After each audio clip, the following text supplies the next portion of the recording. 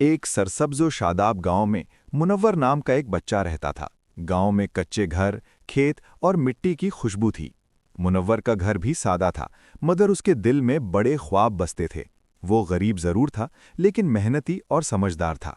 हर सुबह सूरज निकलने से पहले मुनव्वर जाग जाता। नमाज के बाद वो अपने वालिद के साथ खेतों में काम करने चला जाता। कभी पानी लगाता, कभी फसलों की देखभाल करता और कभी जानवरों को चारा डालता। उसके हाथ छोटे थे, मगर हौसला बहुत बड़ा था।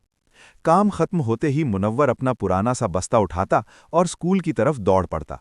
रास्ता लंबा था, जूते पुराने थे, मगर पढ़ने का शौक उसे कभी नहीं रोकता था। स्कूल पहुंचकर वो सीधा क्लास में जा बैठता। क्लास में कुछ बच्चे उसका मजाक उड़ाते, कोई उसके कपड़ों पर हंसता, कोई उसकी गुर्बत का मजाक बनाता।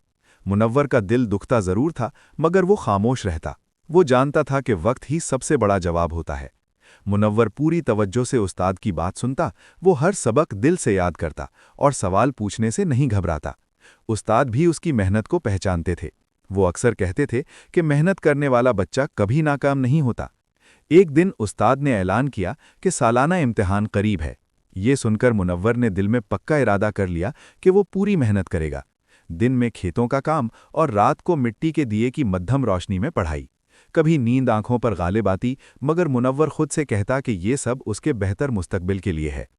आखिरकार इम्तिहान का दिन आ गया।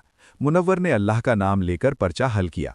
वो पुरसुकून था, क्योंकि उसने अपनी पूरी कोशिश की थी। दिन गुजर गए और फिर नतीजा आने का दिन भी आ गया। जब उस्ताद ने नतीजा सुनाया तो पूरा क्लासरूम खामोश हो गया। पहली पोजीशन मुनव्वर ने हासिल की थी। सब बच्चे हैरान थे।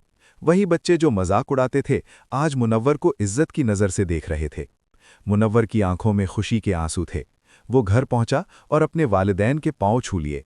उस दिन उसके कच्चे घर में भी खुशी की रोशनी फैल गई। मुनव्वर ने साबित कर दिया कि मेहनत, सब्र और यकीन से हर बच्चा कामयाब हो सकता है। सबक ये है कि जो बच्चा मेहनत से दोस्ती कर लेता है, कामयाबी एक दिन ज़रूर उसके कदम चूमती है।